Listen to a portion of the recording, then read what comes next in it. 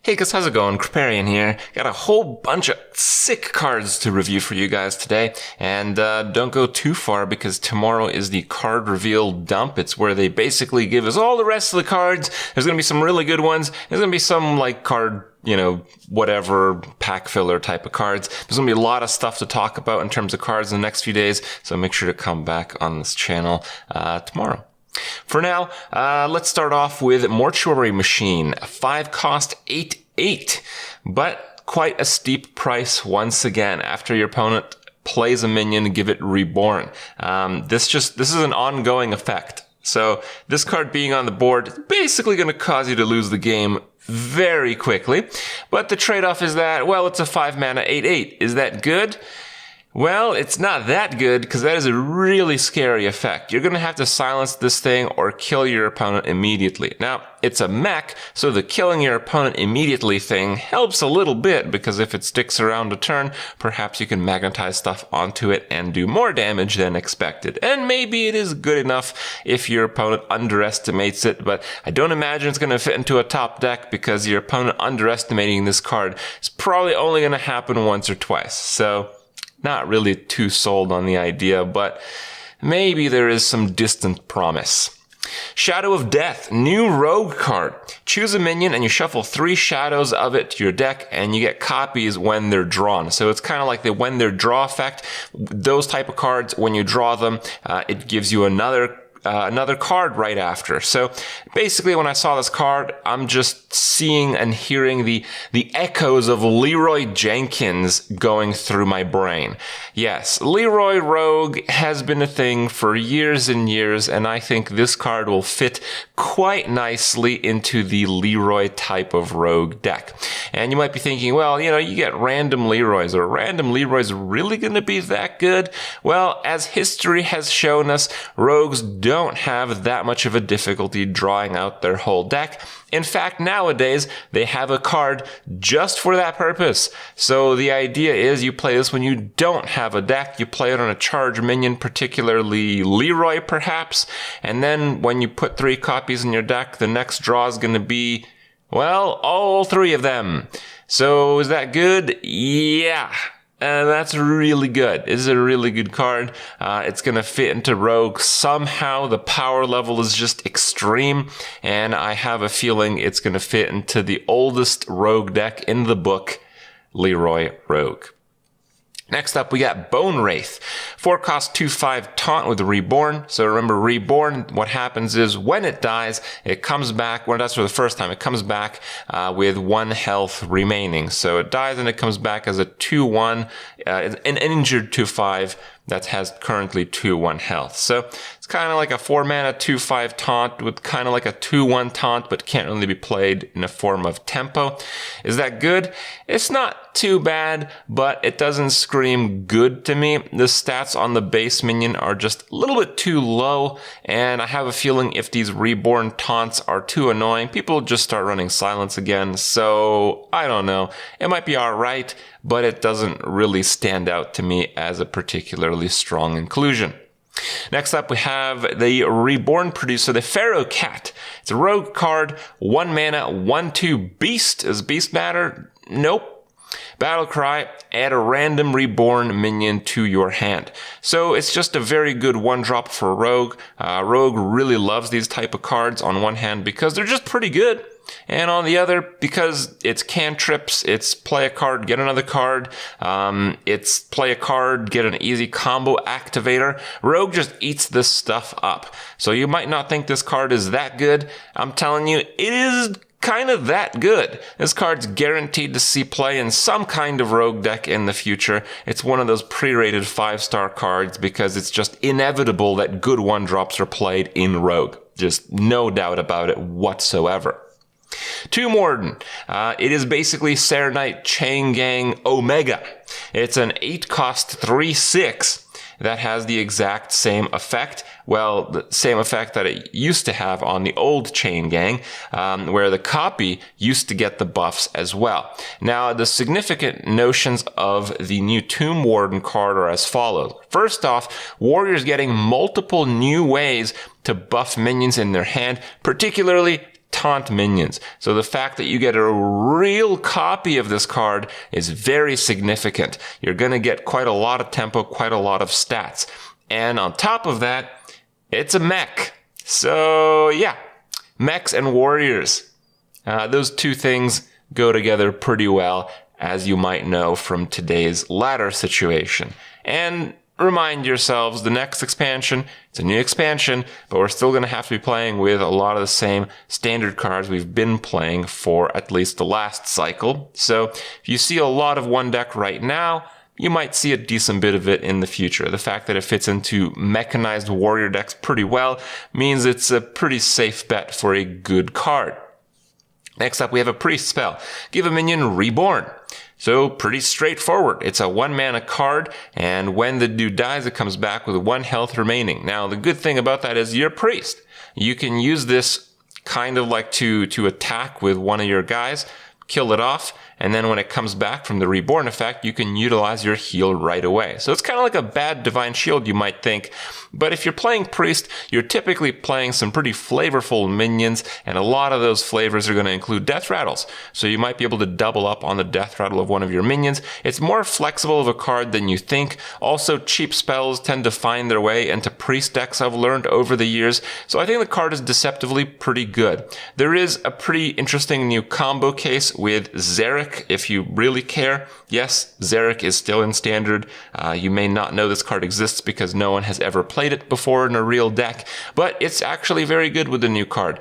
So if you play it on Zarok, it triggers Zarok's effect, and when he comes back, you're going to get an extra copy. So you can get 2 of them.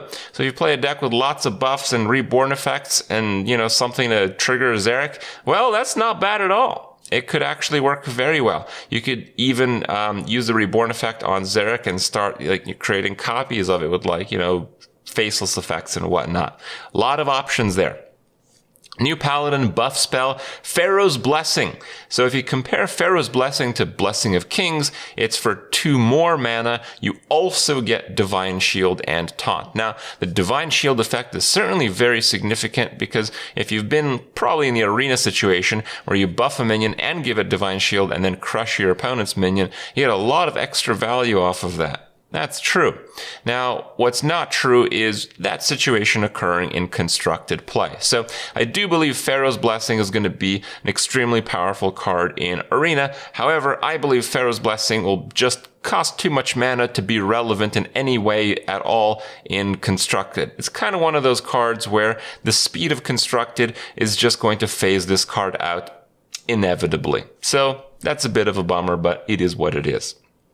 New card, Conjured Mirage. 4 cost 3/10 Taunt. At the start of your turn, you shuffle it back into your deck. So the way I think about this card, it's like a freeze a bunch of minions from your opponent's side of the board effect. It's obviously a tremendous amount of stats for 4. If you're going to want to utilize this card on a permanent basis, you're going to have to silence it. So maybe you're playing some kind of like Silence Priest type of deck. That's not bad. It is a lot of stats for 4 mana, but if you silence it, you don't get the taunt anymore. So it's a bit of an issue with that one. It's certainly a card that requires some imagination to be used, but what I really like about it is if both players have no cards left and you have Conjured Mirage, you literally never take fatigue damage. That's just so cool. It's rare that it would apply to constructed matches because usually when it's like control deck versus control deck and you reach that situations where both players are in fatigue, typically the last remaining cards that both players have are removals. So you play this, it gets removed, it's not going to give you like the infinite don't die to fatigue situation. But in Arena, that's not really the case. And, right now it's a pretty tempo-driven Arena meta, but just 2 months ago, we had a pretty control-driven Arena meta. So it would actually been a pretty useful card in that situation. Now, these days, we'll have to see how it'll work in Arena because we're going to get a brand new one again come expansion time. For Constructed, it's a bit hopeless, but it's quite interesting. It's not entirely hopeless, let's just say. New Mage Secret, we got Flame Ward. So secret, after a minion attacks your hero, deal 3 damage to all enemy minions. So it looks really good, doesn't it? Yeah, it's okay, I would say. I think it's a pretty good card, largely because Mage Secrets are generally really crappy, and Mage traditionally gets cards that give you powerful effects based on the fact of you playing or having a secret. And this expansion is no exception to that. In this expansion, we got several cards that trigger off of you playing or having a secret. So I don't think it's that good of a card as a standalone card. I don't think you're just going to make a Mage deck and include this on any Mage list, but I think it's a good secret because it is a secret and it's not like that bad. So if you compare this card with Explosive Trap, you'll notice some pretty key differences. So one hand, you get 3 damage for 3 mana versus 2 damage for 2 mana. That's not bad, but Explosive Trap deals damage to your opponent as well as his minions. Also, Flame Ward triggers after you are attacked. So that situation where you play it to not take any damage, that's not going to happen.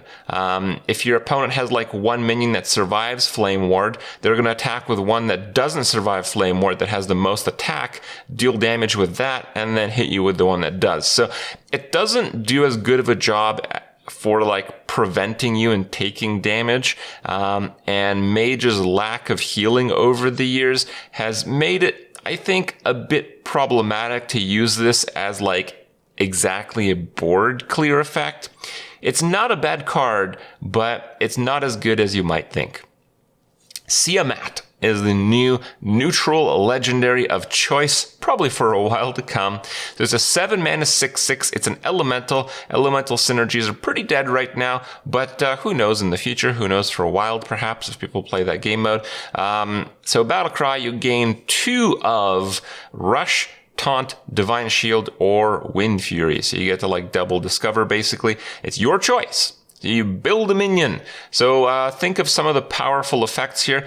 You can do like a Divine Shield Taunt to prevent some stuff from dying. Perhaps you can do like a Rush Taunt to kill a very critical minion on your opponent's board and still have the taunt.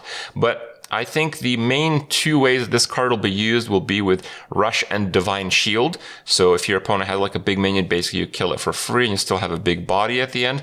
Or with Rush and Wind Fury. Typically, you'll use this if your opponent has like a 5/5 minion and like a 6/6 minion. You kill the 5/5, then you kill the 6/6. It acts as a powerful double removal tool. The flexibility is relevant because all of those choices are quite strong and can be utilized in the many situations that Hearthstone delivers to you when you play a game of Hearthstone. So I think the card is quite good. A lot of people compare this card to like the neutral legendary of choice per expansion. So, you know, Ziliax, Dr. Boom, whatever, you name it. You have the idea of that. I'm not sure it's quite that. I think it's just a little bit below that power level, but nevertheless, it's a very powerful card that we'll see plenty of. Rogue is getting a new pirate. It's a 4-drop. It's Saket Sapper. 4 cost 4/4, and Death Rattle, return a random enemy minion to your opponent's hand. So a very nice little sap effect there. It is random, but Rogue typically has a good measure of control over the board. So even though it's random, you can probably narrow down the randomness to one target, making it not exactly random at all. Now, the card is pretty tricky to use in general, so I don't think it'll just be used in every Rogue deck, but the power level is pretty high, and the main thing that comes to mind is just how powerful Captain Hooktusk will become. It's a pirate, so it's going to get Rush. When you play Captain Hooktusk, you typically take over the board, and the main thing that stands in your way is often a large minion, and with Saket Sapper, that is no longer going to be the case. So is Captain Hooktusk Rogue going to be back because of this card? I don't know. I kind of have my doubts on that, but it's certainly a ginormous power bump to the deck. So who knows? Another neutral legendary, we have King Theoris. It's a 10 cost 5/5, and for every spell in your hand, you summon a minion of the same cost. So big spells, big minions. If you have a big hand with big spells, it's going to flood the board and give you a win condition, and in that regard, it's actually pretty powerful. It's a really powerful card. Now, the main thing that people like to talk about this card is the fact that it's a really crappy body for a 10 drop. So when it comes to existing evolution and conjuring and, spawn a random 10-drop type of effect card, well, it ruins the 10-drop pool considerably, because a 10 mana 5/5 that does nothing if it's summoned, not played. Summoned, you don't get the battle cry. Not so good. So in that regard, sure, I understand. In the other regards, I think it's just a pretty powerful card. Now, it's a 10 mana card that requires you to build your deck around it. So it's not going to just be included in every deck, but I think it's powerful enough that there will be some decks that basically play around this card as its combo. I think it is kind of good enough for that, and we'll have to see which classes end up winning out on that. Carew Defender, it's a pretty powerful card for stalling, but it's questionable because it just costs too much mana. I think a 5 mana of this card would actually be quite playable, but a 6 mana, I'm not so sure. You get Taunt, that's good. You get Reborn, so it comes back with 1 health. That's alright. You get Death Rattle, restore 3 health to your hero, which will inevitably trigger twice because, well, it has to die twice. That's also great. Now, it's a 6 mana 3/4, which is abysmal. At that stage in the game, those stats are typically not going to kill anything. So you're going to have to run a deck with a ridiculous amount of board clears to really have this card provide any use whatsoever. That's a tough ask, which is why the card is not seen favorably so far. New priest card, Wretched Reclaimer, 3 costs 3/3, battle cry, destroy a friendly minion, then return it to life with full health. So you basically get the reincarnate effect, and for 1 more mana, you get a 3/3. Now, reincarnate was played in choice combo decks, and priest gets a lot of, death rattle-y stuff, especially with the new Reborn mechanics, which is essentially a death rattle mechanic in itself. That's a pretty strong effect. Now, the trade-off is you get a 3/3 body for 1 extra mana, which is insanely good, but the downside is this type of effect was heavily used in combo decks, and those mana restrictions tend to matter a lot. Regardless, I think it's worth using. I think it's a powerful card with a powerful effect, lots of combos there. It's just all around a solid card. I think people will play it quite a bit, in fact. Wrapped Golem, 7 cost 7/5 with Reborn. That's a huge Reborn minion. And at the end of your turn, you get a 1/1 Scarab with Taunt. It's like they didn't even really try to modify the card very much. It's almost identical to Obsidian Destroyer. Now, Obsidian Destroyer, some of you new Hearthstone bros may not have seen. It was actually a very powerful warrior card. It wasn't used in Constructed very much, but that's because I don't believe warrior was that good of a class back then. But in Arena, it dominated. This card was crazy good. So, the power level is there, and possibly you won't see play in Constructed either, the new Wrapped Golem version of it. Look, you get the Scarab too. Like, they didn't even... God, I wish they at least made a different 1/1 Taunt minion that it would spawn, but no, they're still Scarabs. So, okay, whatever. It's very much an Obsidian Destroyer. It's got 2 less health, but with Reborn, it's very similar power level. These days, I don't know if that'll really see play in Constructed. It's possible, but kind of doubt it. But it'll certainly be one of the, if not the single best card in Arena for your late game inclusions. Extreme power level. And finally, save the best for last, am I right? Priest Quest. This is a big one. So basically the quest is to restore 15 health. And then once you do that, you automatically get this new hero power, which allows you to heal for 3 instead of 2. And if you hit a minion, it gives it +3/+3. So basically, this is what Blizzard did to make Priest viable. The power level of this quest is beyond insane. This is just so crazy strong. Giving a minion +3/+3 is just completely ridiculous. It'll snowball so hard once you can get this hero power. You get the higher heal effect. So even if your opponent is playing like a face deck, you can kind of counter that from this quest. The power level is just shocking. It will no doubt see play. It is no doubt a 5+ star card. It's just completely insane. It is going to be based on how quickly you can activate it, though. There are some people who think that perhaps healing for 15 isn't an easy task to accomplish. And, you know, that might be true, but you have to keep in mind that Priest gets cards like Circle of Healing. Circle of Healing just heals a lot, especially if you have some damaging effects. It just tends to heal for enough, I would say. I don't think the requirement is that high if you tweak your deck for it, and I think a lot of Priests will make the effort because the card is just so powerful. Hope you guys enjoyed this review. More coming tomorrow, a lot more in fact, so brace yourselves.